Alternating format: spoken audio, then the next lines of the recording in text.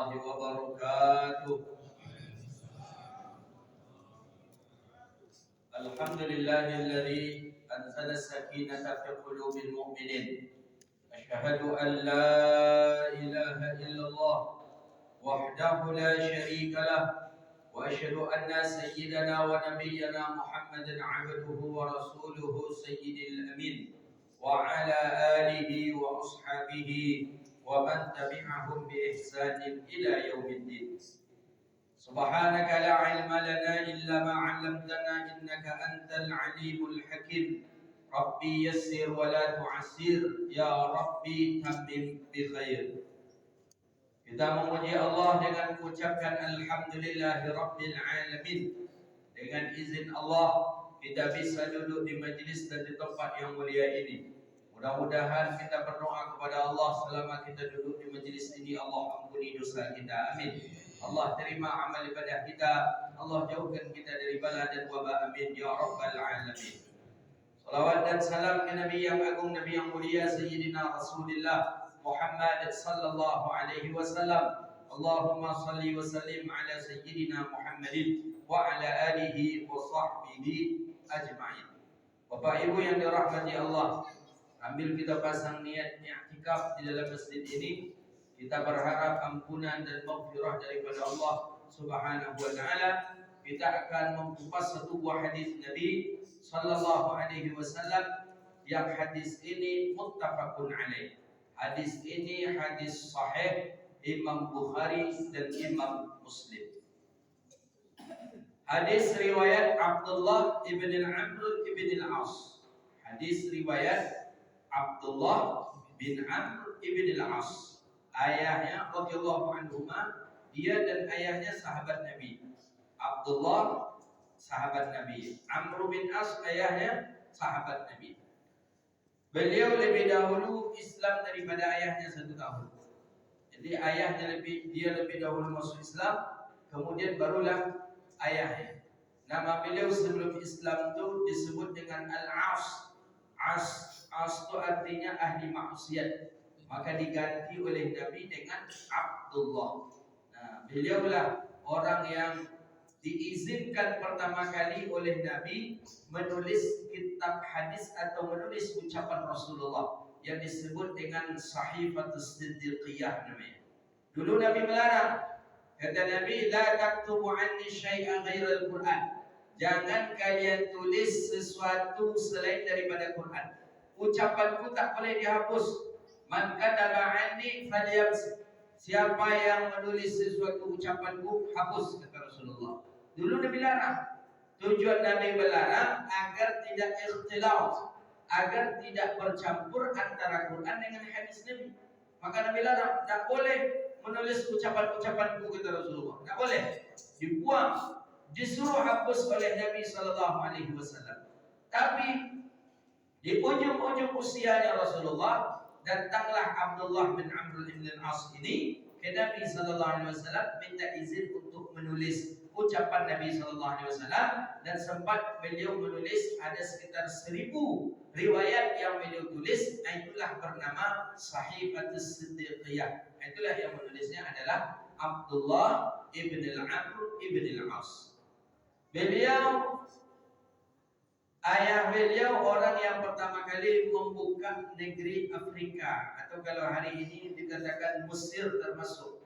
Maka sampai hari ini ada masjid yang tertua di Afrika, itulah masjid bernama Masjid Amr bin As. Di mana letaknya? Di kota Fustat. Kota Fustat itu kota Kairo lama. Sebelum ada Kairo namanya Fustat. Di ujung, kalau sekarang di ujung kota Kairo. Memang nampak bangunan-bangunan lama. Namanya kota Fustat. Sampai hari ini berdiri megah, masjid yang tertua di Afrika. Itulah masjid bernama Masjid Amr bin As. Tapi ada sebuah yang unik di situ. Di daerah namanya Fustat, dari kota lama tadi, di depan Masjid Amr bin As itu ada gereja lama pula. Ada yang menyatakan lebih dahulu gereja daripada masjid.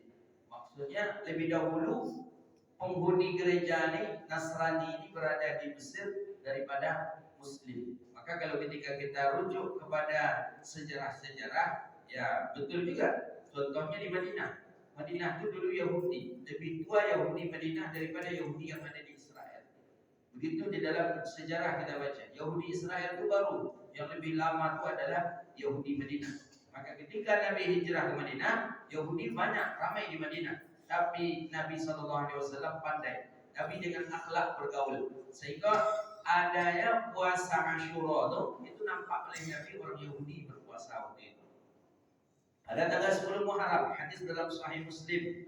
Nabi tanya ke Yahudi, Yahudi, lima antasuma hadzal yaum? Kenapa kalian puasa hari ini, kata Rasulullah? Kata Yahudi, ya Muhammad, hadza yaumun azim. Yahudi itu puasa sekali dalam setahun, itu yaumul Ashura.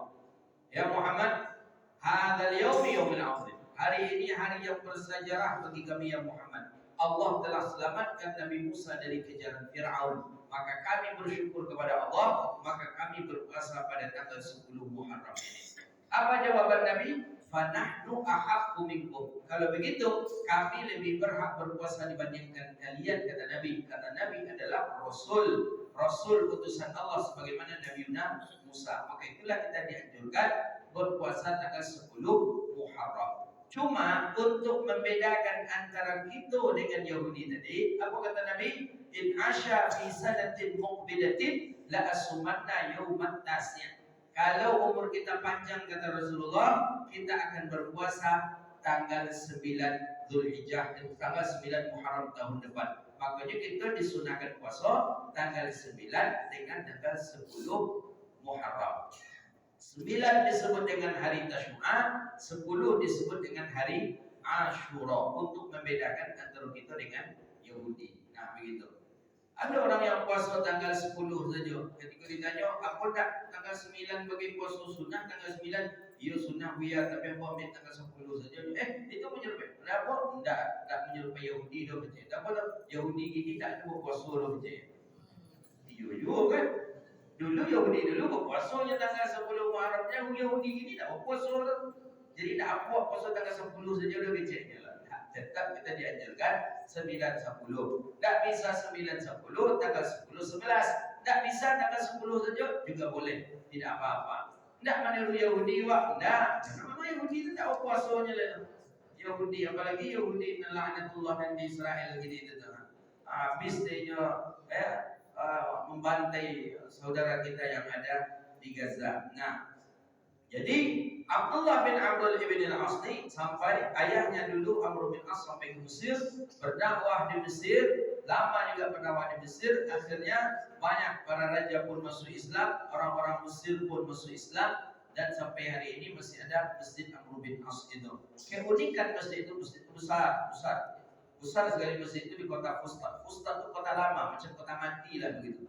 Karena yang ada hari ini di daerah sana itu makbarah itu pemakaman. Sahabat Nabi ada di sana dimakamkan, namanya Uqbah. Termasuk Abdullah bin Amr ibn al-As ini dikuburkan di sana di Mesir, di dekat kota Fustat. Ibnu Hajar al-Asqalani, Imam Suyuti. Nah, itu tuh sampai hari ini masih ada pemakamannya di daerah Fustat. Macam kota mati lah di ujung kota Kairo. Kalau kita ingin ke sana mudah saja. Turun bandara, keluar bandara, naik mobil arah namanya Sayyidah Aisyah. Ada sebuah masjid pemakaman, itu dimakamkan di sana cicitnya Rasulullah, namanya Sayyidatuna Aisyah. Nah, turun di Sayyidah Aisyah, berjalan itu sudah kota Fustat gitu. Ada keunikan satu yang menurut saya itu luar biasa ya. Pada malam 27 Ramadan, Masjid Amr bin As itu melakukan salat tarawih dan witir. Itu kunut witirnya sampai 45 menit. Kunutnya aja. Kunutnya saja 45 menit kunut witir. Nama imamnya Imam Jibril. Syekh Jibril namanya. Nah, Israel namanya ada Syekh Jibril. Syekh Jibril itu orang Mesir, cuma lama di Amerika. Tapi dia ulama. Balik dia pada malam 27 Ramadan itu, beliaulah jadi imam di Masjid Amr bin As. Itu salat sampai 5 kilo dari masjid. Saking ramainya, 5 kilo dari masjid itu dipasang toa-toa itu. Nah, jadi jangan berharap sekali masjid itu kita tanggal 26, malam 27 itu tak akan dapat dalam masjid. Kalau datang ke sana malam 26, 27 itu dapat di saf-saf yang 3 kilo dari masjid lah itu. Jadi kalau mau ingin kita dapat saf dalam masjid, mestinya datang di malam 20 atau 21 Ramadan. Mesti bergantian kita, berdua kawan kita bawa, bertiga gitu. Dia ke hamam, ke toilet, kita menunggunya. Kita ke toilet, dia menunggu tempat kita. Nah, kita mencoba. Saya sekali baru mencoba, Masya Allah, luar biasa. Orang Arab tak ada yang tak menangis kalau Syekh Jibril itu berkunut. Allahumma adina fi man hadait, amin. Mereka lah buat 5 menit kunut itu, saking khusyuknya orang-orang Arab, ya. Dan itu masih berjalan di zaman Presiden waktu itu Hosni Mubarak. Tak tahu kalau Presiden sekarang Abdul Fattah Sisi ini apakah masih ada atau tidak. Jadi itu masjid tertua di Afrika, Masjid Amr bin As. Jadi Al-Imam Abdullah bin Amr bin Al-As ini pernah jadi gubernur Mesir. Jadi gubernur Mesir, kemudian beliau wafat di Mesir dan dimakamkan di Mesir. Jadi salah satu negara yang masih menjaga makam para ulia, para ulama itu adalah Mesir. Mesir, Yaman, Syria itu masih menjaga makam-makam sahabat Nabi. Jadi mencari makam siapa saja kita sahabat yang pernah dikuburkan di Mesir itu tahu kita. Ada sebuah desa namanya Bahnasa. Bahnasa itu 4 jam dari kota Kairo. Itu di situ tuh ada sekitar 8.000 sahabat Nabi yang dikuburkan. 8.000 sahabat Nabi dikuburkan di desa Bahnasa ini. Dan itu tahu kita. Makam termasuk anaknya daripada Abu Bakar As-Siddiq itu ada di sana makamnya. Kemudian cici Rasulullah, cucu baginda Nabi SAW itu dikuburkan di sana. Alhamdulillah. Kalau di Makkah kita tak ada lagi. Di Makkah kita susah untuk mencari makam para ulama. Semua sudah didatarkan oleh pemerintah Raja Saudi ketika itu.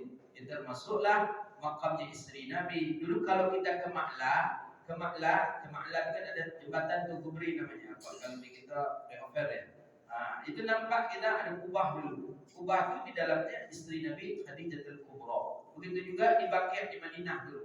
Makam-makam sahabat Nabi, istri-istri Nabi itu buat kubah macam makam Imam Syafi'i di Mesir. Habis didatarkan oleh pemerintah sehingga kita susah hari ini mengenal itu makam siapa. Yang ada hari ini yang masih berkubah itulah makam Rasulullah Sallallahu Alaihi Wasallam. Makam Nabi yang masih berkubah hari ini. Dan itu tak berani raja menghancurkan. Dulu sempat diusulkan kepada raja untuk dirobohkan juga seluruhnya, tak boleh ada bangunan di atas kuburan. Tapi ulama Al-Azhar menulis surat mengirim kepada raja, coba beraja kalau berani merobohkan daripada makamnya Rasulullah, berarti raja mengajak perang kaum muslimin. Akhirnya raja tak berani dan sampai hari ini masih tegak kokoh. Kubah baginda Nabi SAW, di bawahnya ada Nabi, kemudian ada Abu Bakar dan ada Sayyidina Umar ibn Khattab. Nah, itulah yang disebut dengan ya sahibal kubbatul khadra. Apa bunyi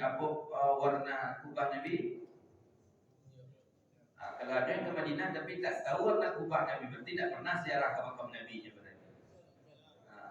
Kubbatul khadra, hijau. Ya sahibal kubbah hadra, ya sahibal kubbah hadra. Hai orang yang berada di bawah kubah yang hijau. Itu maksudnya adalah baginda Nabi Sallallahu Alaihi Wasallam. Kubah hijau. Untungnya tak merah. Kalau merah itu disangkul oleh orang PDI, Nabi PDI kan. Untungnya tak kuning. Itu sangkul Nabi orang Golkar. Untungnya tak biru. Nasdem, PAN, apa lagi itu Demokrat. Itu hijau. Hijau apa harta cuti? Ada yang masuk sampai ke persen. Qala Nabi sallallahu alaihi wasallam. Jadi kata Abdullah bin Amr bin Al-As radhiyallahu taala anhuma karena beliau dan ayahnya sahabat Nabi. Anna rajulan sa'ala Rasulullah sallallahu alaihi wasallam. Ada seorang laki-laki yang dia datang kepada Nabi sallallahu alaihi wasallam bertanya. Nah, ini salah satu daripada cara para sahabat belajar kepada Rasulullah. Ada yang dengan cara mendengar saja, ada yang cara dengan mata seperti Abdullah bin Umar itu belajar bukan saja dengan telinga tapi dengan mata. Sakingnya belajar menengok Nabi dengan mata, mudapo gerak-gerik Nabi salat diperhatikan. Sampai sikit rambut Nabi mudapo diperhatikan dan ditirunya. Itu adalah Umar, anak dari Umar ibn Khattab namanya Abdullah ibn Umar.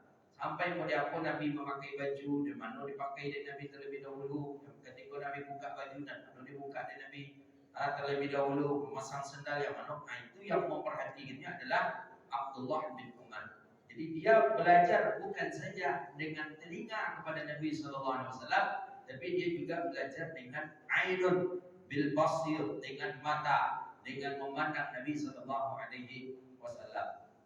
Diperhatikan betul baginda Nabi. Sampai cara Nabi menyikit gigi, sisir menyikat gigi itu diperhatikan oleh Abdullah bin Umar ibn al-Khattab. Maka kata Sayyidah Aisyah, tidak ada ma asbaha, tidak ada yang mirip salatnya dengan Rasulullah cara gerak-geriknya kecuali Abdullah bin Umar, anak Umar ibn al-Khattab. Itu cara letak tangannya, angkat tangannya, cara tasyahudnya itu mirip betul dengan Rasulullah. Kenapa kok bisa mirip sedangkan sahabat lain tidak? Karena Umar ibn al-Khattab, Abdullah bin Umar ibn al-Khattab itu memperhatikan dengan mata ya akan gerak-gerik baginda Nabi sallallahu alaihi wasallam. Datang seorang laki-laki bertanya dia ke Rasulullah. Seorang laki-laki bertanya ke Rasulullah. Banyak biasa orang-orang, apalagi orang-orang Arab Badui datang dia ke Madinah, dia bertanya kepada baginda Nabi sallallahu alaihi wasallam. Apa pertanyaan mereka? Ya Rasulullah, ayyul islami khair? Ayyul islami khair? Islam bagaimanakah yang terbaik? Maksudnya, apa yang dalam Islam itu yang paling elok? Kalau salat dah jelas, zakat dah jelas, puasa dah jelas, haji, umrah dah jelas, bahkan itu termasuk bagian daripada rukun Islam. Tapi dalam Islam itu ma khaira? Ayyul Islam khair? Islam bagaimanakah yang terbaik ya Rasulullah? Apakah yang paling terbaik dalam Islam? Yang paling bagus dalam Islam itu apa ya Rasulullah? Kata orang ini bertanya ke Rasulullah. Apa jawaban Nabi? Qala, kata Nabi sallallahu alaihi wasallam, wa tut'imu ta'am. Kata Nabi, yang terbaik dalam Islam adalah memberi makan, akan makanan. Tut'imu ta'am, memberi makan. Memberi makan hal yang paling baik dalam Islam. Bahkan dikatakan sedekah yang paling bagus itu adalah sedekah makanan. Bahkan dalam Sahih Imam Al-Bukhari itu disebutkan sedekah makan itu bisa menggugurkan dosa besar. Dosa besar. Apa dosa besar? Berzina, na'udzubillah. Makan riba. Apa lagi dosa besar? Dosa besar yaitu dengan bersumpah dengan sumpah palsu. Mana dosa besar lagi? Minum khamar. Dosa besar tadi itu bisa diampuni oleh Allah dengan cara sedekah makan. Begitu dalam hadis sahih disebutkan. Saking besarnya pahala memberi makan itu. Maka kita jangan sepele kita beri makan orang, apalagi kalau pas nak berbuka. Paling besar, pahala yang paling besar sedekah adalah sedekah makanan. Bisa menggugurkan dosa besar.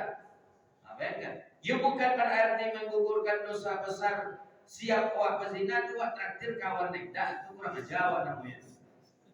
Sudah awak melakukan hal yang haram, awak ajak kawan makan.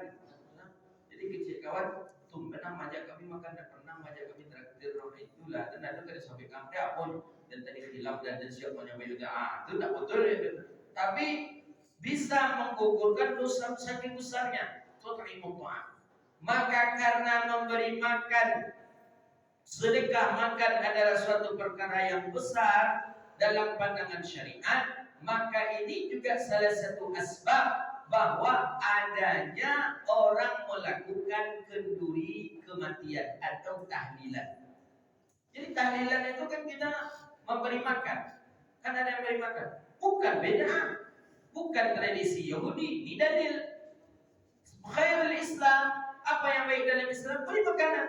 Karena orang sudah memberikan sesuatu doa, bacaan Al-Qur'annya, Al-Fatihahnya untuk orang tua kita atau untuk si mayit, maka kita ingin bersedekah kepada orang itu. Sedekah terbaik adalah sedekah makanan. Dalam hadis tidak disebut memberi makan kepada orang miskin. Tat'imut ta'am. Kecuali hadis mengatakan wa tat'imut ta'amu lil miskin atau tat'imut ta'amul jai'in. Islam dalam hadis Nabi tidak katakan beri makan kepada orang yang miskin. Tidak. Nabi juga tidak katakan beri makan kepada orang yang lapar. Nah, berarti kalau begitu memberi makan kepada orang kaya, memberi makan kepada orang yang mampu juga sampai pahala sedekahnya. Karena bahasa hadis tat'imut ta'am. Ini dalil. Maka di daerah kita orang hari pertama, hari kedua, hari ketiga sampai hari ketujuh ada kenduri diberikan. Boleh, ya menurut hadis ini.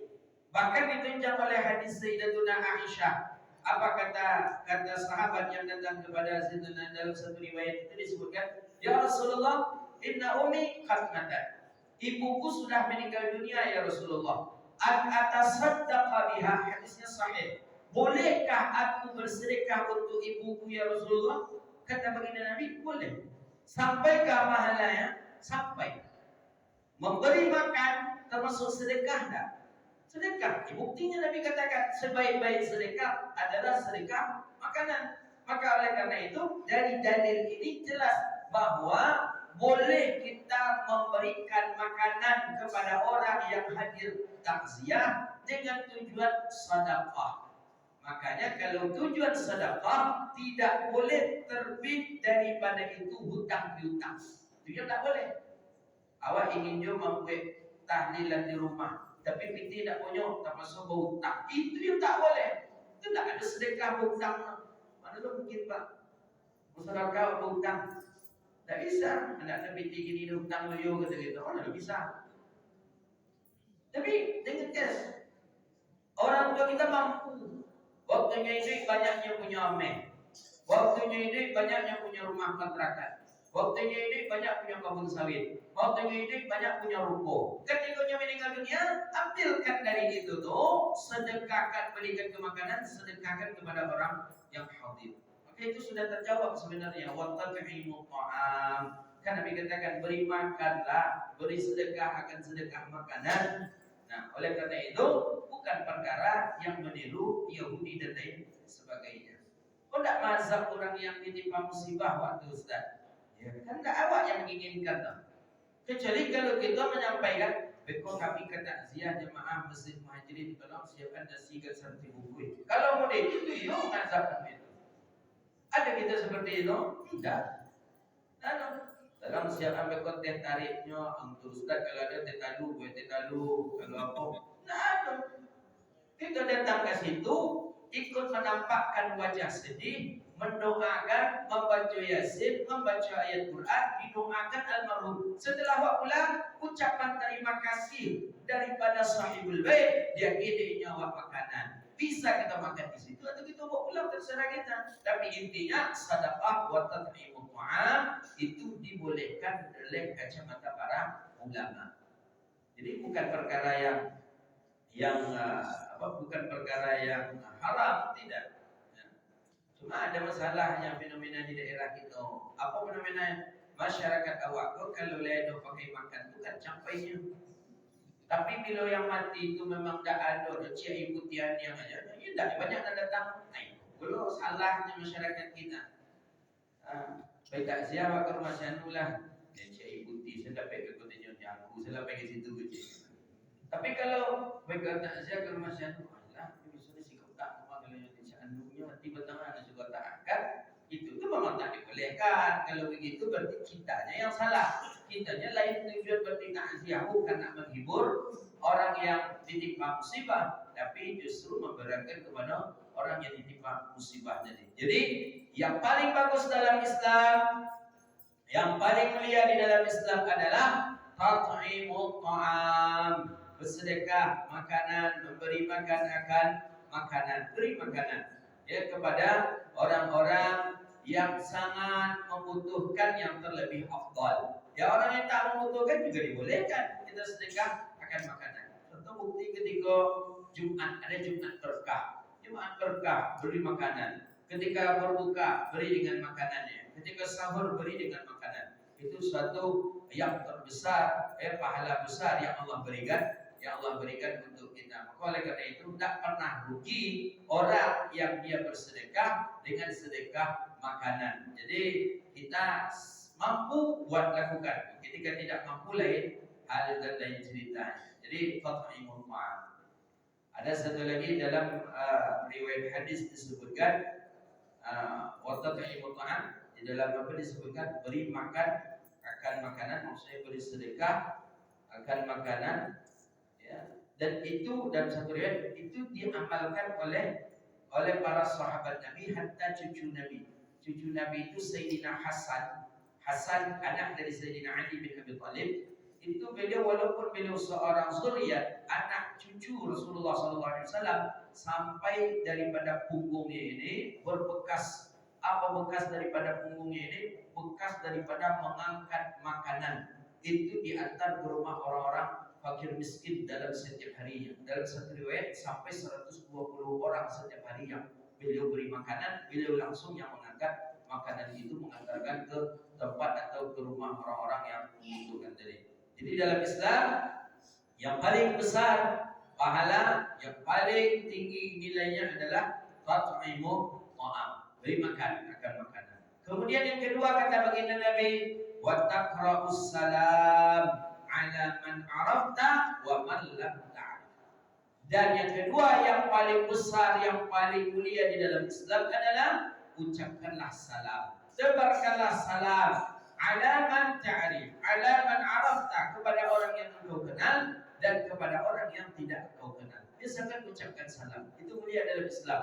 Jumpa kita assalamualaikum, jumpa di pasar assalamualaikum, jumpa jalan assalamualaikum. Itu suatu yang besar dalam Islam. Bayangkan cuma sekedar mengucapkan assalamualaikum kepada saudara, assalamualaikum kepada orang lain, ribuan malaikat yang membalikkan salam untuk kita. Selamat kepada engkau, selamat daripada kemalangan, selamat dari bala, selamat dari wabah, selamat dari kecelakaan, selamat daripada penyakit. Assalamualaikum. Cuma sekadar mengucapkan kalimat assalamualaikum, maka tidak akan pernah rugi kita dengan sering menebarkan salam kepada saudara kita, baik kepada orang yang kita kenal atau kepada orang yang tidak kita kenal. Biasakan baca salam.